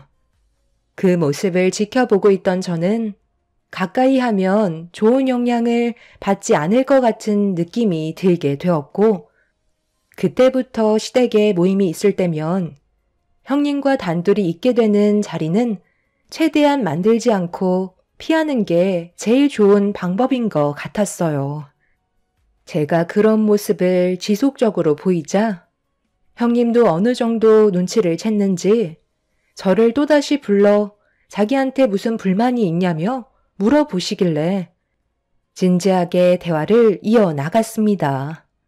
형님은 제 말에 기분이 나빴는지 저에 대한 불만도 늘어놓기 시작하면서 안 좋은 말들이 계속해서 오고 가고 말았습니다. 동서, 요즘 왜 그래? 나한테 불만이라도 있어? 저번에 내가 어머님 험담한 것 때문에 그래? 그 정도는 누구나 할 수 있는 거야. 그것 가지고 이렇게까지 문제 삼으면 서로에 대한 안 좋은 감정만 생기게 될 뿐이라고. 그냥 한 귀로 듣고 흘려버리면 되는 거 아니야? 동서가 그 정도는 해줄 수 있잖아. 제가 불편하다고 하는 건 형님도 좀 자제해 주시면 좋잖아요. 그렇게 되면 저는 또 다른 스트레스가 생기게 되는 거예요. 서로 좋은 말만 해도 시간이 아까운데 굳이 안 좋은 말들을 늘어놓을 필요가 있겠어요? 형님이 자꾸 그런 말 하시면 저조차도 시댁에 오는 게 힘들어져서 그래요. 그래서 차라리 같이 함께 모이는 자리를 피하는 게 좋을 것 같다고 생각해서 형님과의 거리를 둔 것뿐이에요. 제가 직접적으로 이런 문제가 있다고 얘기하는 것보단 피하는 게 상처를 덜 받으실 것 같아 판단한 거니 이해해 주세요. 나 참, 내가 이런 말 안 하려 했는데, 동서, 나보다 잘났어? 별로 대단한 것도 없으면서 지금 나를 가르치려 드는 거야? 내가 동서보다 훨씬 많은 것들을 경험했고 지식 또한 상당히 많이 차이 난다고. 대기업도 아니고 일반 중소기업 사무직에서 일하는 동서가 어떻게 이런 집안의 남자를 붙잡았는지 모르겠지만 지금 상당히 안 어울리는 행동인 거 알아? 내가 이 집에 큰 며느리로 들어왔으면 깍듯하게 행동해야지. 아주 나랑 맘먹으려 드네. 한 번만 더 내가 하는 말에 불만을 가지면 앞으로의 결혼 생활 상당히 피곤해질 줄 알아. 보잘것도 없는 집안이 어디서 의사 집안을 가르치려 들어? 의사면 뭐해요? 형님이 하는 행동을 봤을 때 아직 한참 더 배워야 할 것 같아 한마디 했던 것뿐인데 그게 그렇게 기분이 나쁘셨어요? 그럼 형님이 저에게 본이 되는 모습을 보여주셔야 제가 형님 대접을 해드리죠. 아직까지는 그런 마음이 생기지가 않네요.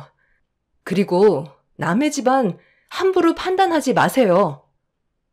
이 집에 어울리지도 않는데도 내가 대우 좀 해주니까 만만해 보이나 본데 적당히 나불거리는 게 좋을 거야. 내 성격 건들면 동서는 아주 험한 꼴 보게 될 줄 알아. 너희들 지금 뭐 하는 짓이야?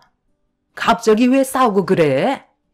요즘 들어 뭔가 느낌이 별로 좋지 않더니만 너희들 나 몰래 서로 계속 이런 감정을 가지고 있었니?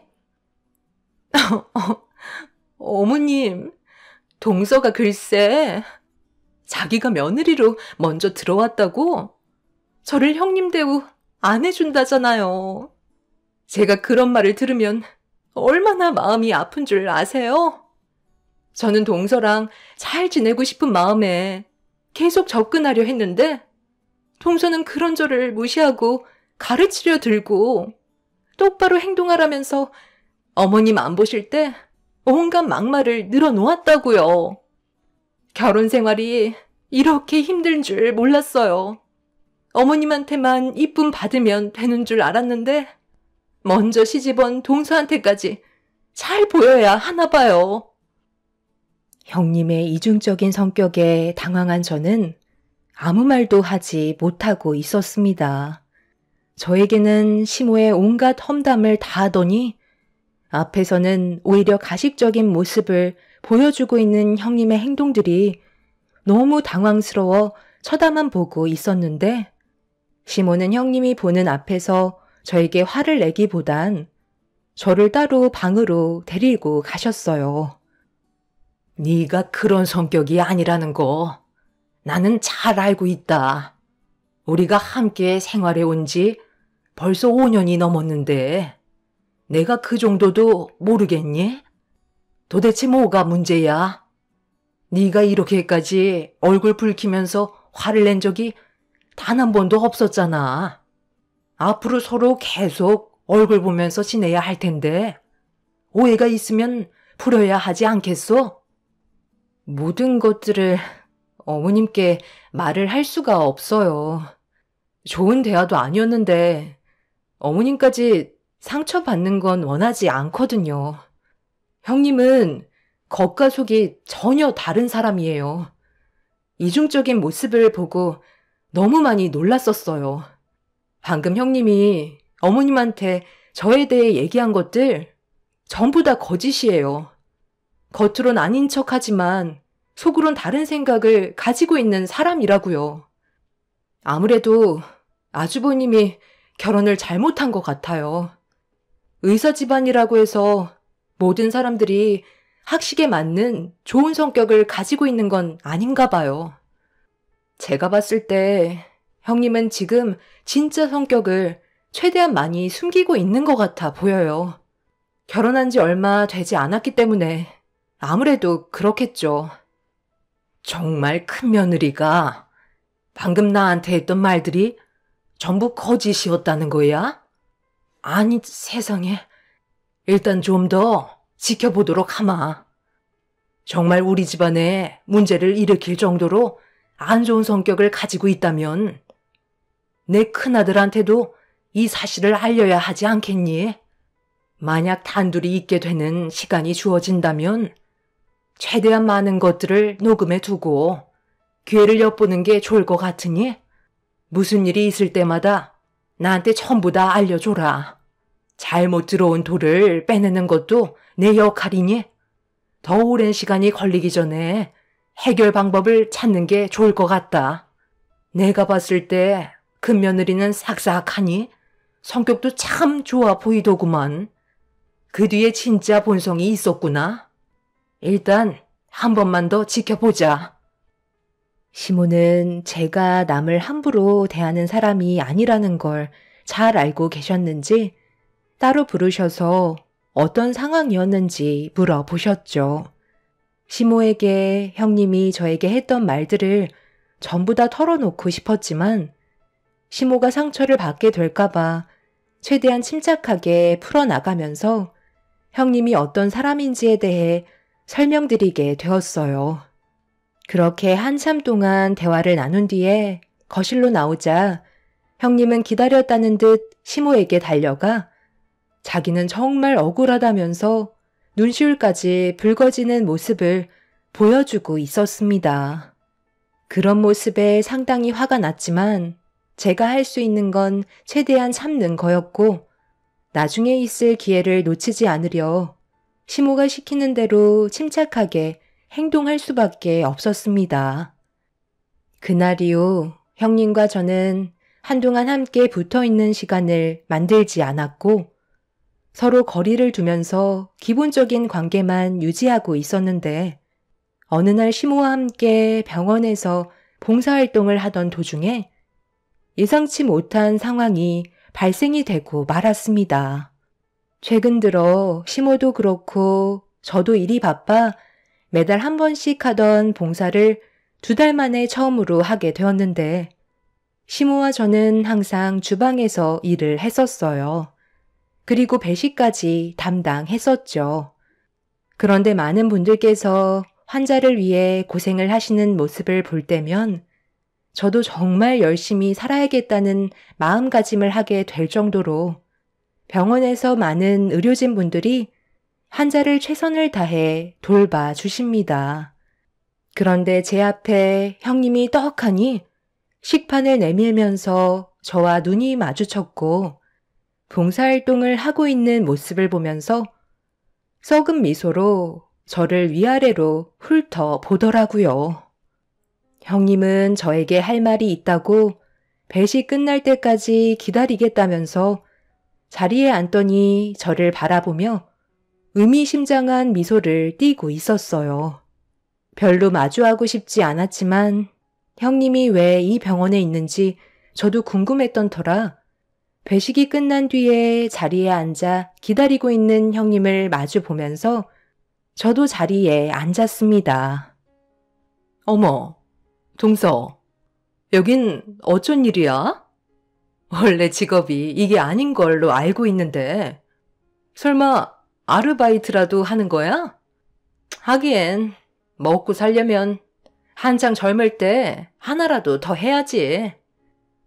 뭔가 오해를 하시는 것 같은데요. 저는 오늘 여기 봉사활동하러 나온 거예요. 원래 매달 한 번씩 오는데 최근에 일이 바빠서 2달 만에 오는 거거든요. 형님은 원래 근무하는 곳이 이 병원이 아닌 걸로 알고 있는데 여긴 무슨 볼일 때문에 오신 거예요? 설마 이쪽으로 근무지를 옮기신 건 아니죠? 왜? 나는 이 병원에서 일을 하면 안 되는 거야? 나 오늘 면접 봤어. 다음 주부터 출근할 것 같아. 여기가 다른 병원보다 규모도 큰 편인데 거기에다가 월급까지 꽤 높은 편이라 암 전문의로서 제대로 대우를 받을 수 있을 것 같았거든. 그런데 동서는 삶이 참 한가로운 것 같아. 봉사활동할 정도로 여유가 있나 봐. 이럴 시간에 돈이라도 한 푼 더 벌어야 하지 않겠어? 요즘 누가 봉사활동해? 정말 쓸데없는 짓만 골라서 하는 동서 인생도 참 안타깝다. 동서는 봉사활동한다고 나온 거지?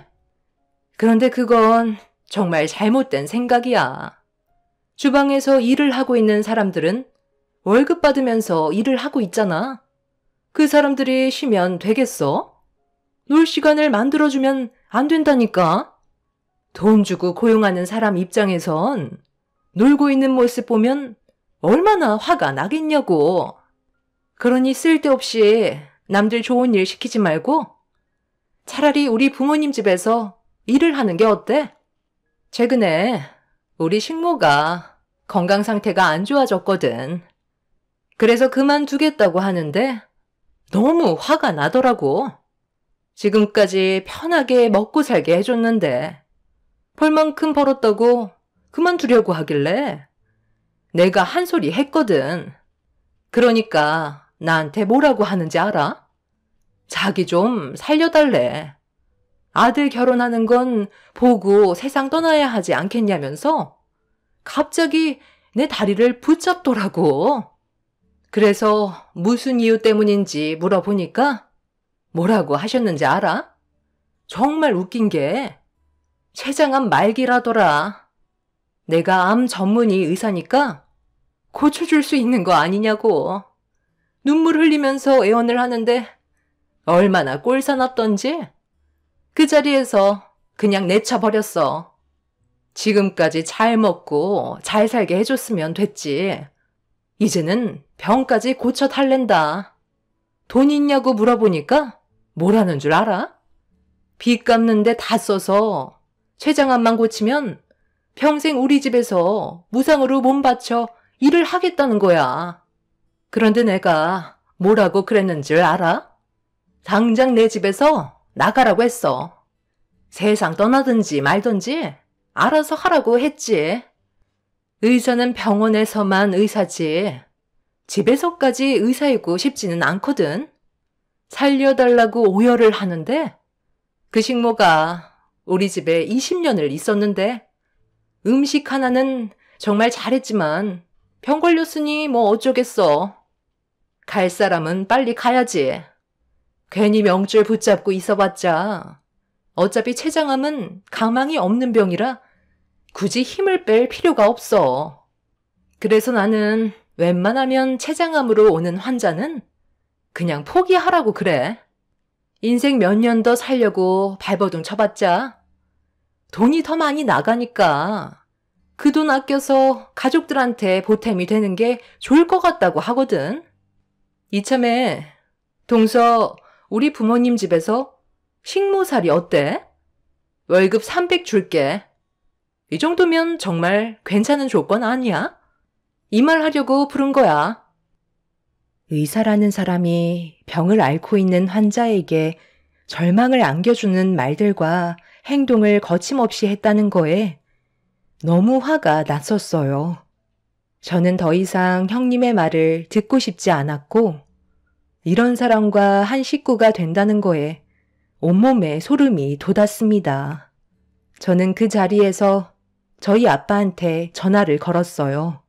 그리고 형님이 보는 앞에서 아빠에게 채용 명단에 있는 형님의 이름인 강명희 명단을 빼라고 부탁을 하게 되었습니다.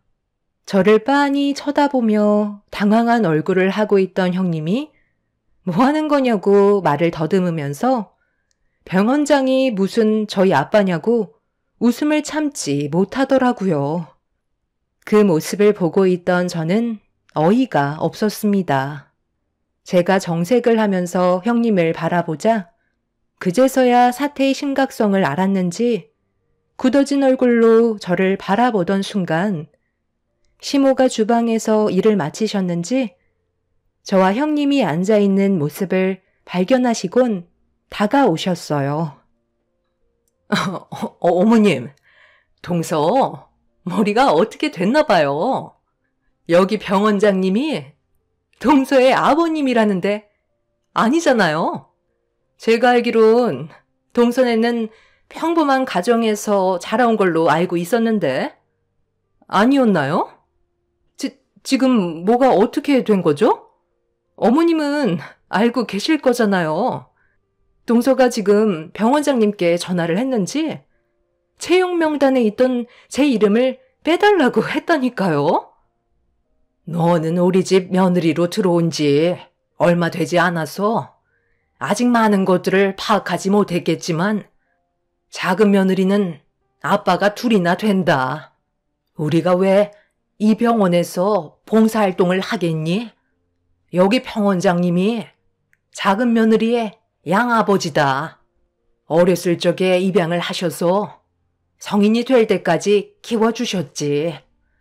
아무런 조건 없이 며느리를 당신 딸로 생각하며 키워주셨는데 얼마나 감사하겠니?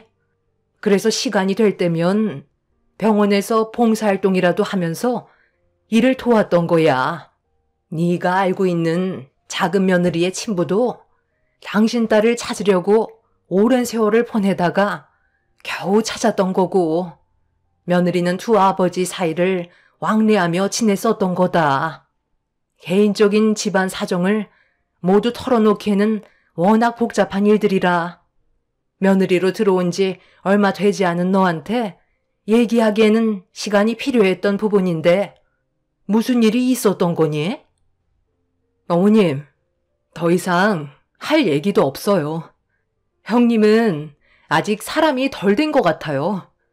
암 전문의 의사라면서 하는 말과 행동들은 의사로서 자질이 상당히 떨어지는 사람이더라고요. 저는 시모의 말대로 형님과 마주보고 앉았을 때 대화 내용을 녹음하고 있었어요. 그리고 녹음된 파일을 시모에게 들려주었고 형님은 얼굴이 사색이 돼선 난처한 표정을 보이고 있었습니다. 저는 두 아빠와 함께 왕래를 하며 지내고 있었어요. 갓난아기일 때 고아원에 버려졌었는데 그때 저를 입양해 주신 분이 지금의 병원장으로 계신 분이죠. 20살 때까지 보살핌을 받으며 잘 살아오고 있었는데 어느 날 처음 본 한 남성분이 저희 집에 찾아왔고 양아빠와 한참 동안 대화를 주고받으셨을 때 저를 찾아오신 분이 친아빠인 걸 알 수 있었습니다. 오랜 시간 찾아 헤맸었는데 그때 당시 친엄마가 사고로 세상을 떠남과 동시에 친할머니께서 친아빠가 저를 혼자 키우는 고생을 보고 싶지 않아 몰래 고아원에 두고 왔었다는 걸 듣게 되었었죠. 그때부터 친아빠는 저를 찾기 위해 끊임없이 노력했었고, 그 결과 제가 성인이 되었을 때 만날 수 있게 되었습니다. 그렇게 양아빠와 친아빠 사이를 왕래하면서 지내왔었고, 지금까지 행복하게 잘 살고 있었어요. 양아빠는 워낙 일이 바쁘셔서 얼굴 한번 뵙는 것도 쉽지 않았었죠. 친아빠는 평범한 삶을 살고 계셨고, 저를 찾기 위해 홀로 살아온 세월이 길어지시면서 재혼을 하지 못하신 상태로 지내셨기 때문에 친아빠와 함께 보내는 시간이 점점 더 많은 비중을 차지하게 되었고, 형님은 친아빠의 얼굴을 먼저 봤었기 때문에 양아빠의 존재를 알고 있지 못했었죠. 결혼한 지 얼마 되지 않은 형님한테 저희 집안 사정을 전부 얘기하고 싶지 않았어요. 그리고 시댁 집안 식구들 또한 제 집안 사정을 함부로 얘기하지 않았죠. 제 입으로 모든 걸 얘기할 때까지 기다려 주셨습니다. 그래서 형님은 병원장으로 계신 저희 양아빠의 존재를 알 수 없었고, 그런 상황 속에 저에게 거침없이 막말을 뱉으면서 후회되는 길을 걷고 있던 거였죠. 양아빠는 무슨 상황인지 저에게 침착하게 물어보시길래 형님의 실체가 담겨있는 녹음된 내용에 대해 전부 다 들려드렸고, 의사의 자질을 갖추지 못한 형님의 행동을 아빠는 받아들일 수 없다며 형님을 채용 명단에서 제외를 시켰습니다. 그리고 이 문제로 시모 또한 상당히 심각하게 생각을 하고 계셨어요. 형님은 본심이 아니라고 했었지만 누가 봐도 형님은 인간 이하로밖에 안 보였었죠. 심각해진 분위기 속에서 시댁의 온 가족이 한자리에 모였었는데 제일 늦게 도착한 아주버님이 갑자기 형님의 뺨에 손을 올려 붙이면서 핸드폰을 꺼내 들었고, 잠시 뒤 형님이 누군가와 통화하는 목소리가 거실에 울려 퍼지고 있었습니다. 그리고 온 가족이 경악을 하고 말았죠. 뭐? 어머님이나 아버님이 암에 걸리면? 무슨 말을 더 해주겠어. 그냥 가망 없습니다가 최고지. 쓸데없이 고치려고 들쑤셔봤자 좋아지기는커녕 오히려 힘만 빠진다니까. 내가 암 전문의 의사인데 내 말을 믿지 누구 말을 믿겠어? 어느 정도 신용은 하겠지만 살리겠다고 모든 걸 쏟아붓지는 않겠다는 거야. 너도 알지? 내가 시댁에 가는 걸 얼마나 싫어하냐? 가식 떠는 것도 얼마나 짜증이 나는데. 그이랑 결혼했으면 단둘이 살면 되는 거지. 왜 이렇게 바쁜 사람 불러서 쓸데없이 저녁을 먹는 건지 모르겠어. 음식이 맛이라도 좋으면 몰라. 내 인생에 최악의 음식이라니까. 오바이트 쏠리는데 이런 음식을 여태껏까지 먹고 살았다는 게 너무 끔찍해. 두 분 다 건강해 보여서 암은 절대 안 걸릴 것 같아. 만약에 안 걸리면 손을 쓰는 척 하면서 최대한 빨리 떠날 수 있도록 해주는 게 내가 편해지는 길일 것 같아. 사람 인생 별거 없어. 나이 먹고 세상 떠나던가, 병 걸려 세상 떠나던가, 둘 중 하나야. 나는 아버님이랑 어머님이 사고로 세상 떠나셨으면 좋겠는데? 그런 일은 언제 오나 몰라. 속 편하게 살고 싶다. 그게 내가 바라는 거야. 너는 결혼하지 마. 생각보다 피곤한 일들이 더 많아지는 것 같아. 시간을 다시 돌린다면 나는 그냥 솔로로 사는 걸 선택하겠어. 그게 지금 내가 바라는 거다. 상상으로만 꿈꿔왔던 결혼 생활과는 완전히 다르다니까. 정말 지긋지긋해 죽겠다. 형님이 아침에 베란다에서 커피 한잔하며 지인분과 나눴던 통화 내용을 아주버님이 듣게 되었고 너무 충격적이라 떨리는 손으로 녹음을 했지만 현실을 받아들이기가 너무 힘이 들었던 아주버님은 혼란스러웠고 시간이 필요해 아무것도 못하고 있었어요. 그런데 병원에서 형님의 행동에 문제가 있었다는 걸 알게 되는 순간 아주버님은 형님과 이혼을 결심하셨는지 녹음된 내용을 들려주면서 형님과의 이혼을 준비하게 되었어요. 한 사람이 잘못 들어와 집안을 흐트려 놓았지만 아주버님의 선택으로 형님과의 인연을 끊어버렸고 두 분이 이혼을 하면서 저희 집에는 다시 평화가 찾아오게 되었습니다. 형님은 이혼하는 동안에 진짜 성격이 나오게 되면서 막말을 퍼부었지만 저희 가족은 조금도 동요하지 않았어요. 쓰레기를 상대할 가치가 없기 때문이죠. 저희가 이런 사실을 묵인하고 지내왔었다면 형님은 저희 집안을 무너뜨렸을 테고 온 가족이 상처로만 남아 있었겠지만 가족 모두가 빠른 판단으로 움직였기 때문에 큰 문제 없이 해결할 수 있었습니다. 최근에 소문으론 해외여행을 다녀온 후로 전염병에 걸려 현재 중증으로 입원 중이라곤 하는데 생명이 위태로운지는 확인을 해볼 수가 없어 여기까지만 알고 있습니다. 본인은 살고 싶은지 입원해서 치료를 받고 있는 모습이 참 어이가 없네요. 그 사람의 생사는 조만간 또다시 소식을 들을 수 있겠죠. 앞으로 저희 가족이 언제나 행복한 길만 걸었으면 좋겠습니다. 여러분들께서도 좋은 일만 가득하시길 바랄게요. 감사합니다.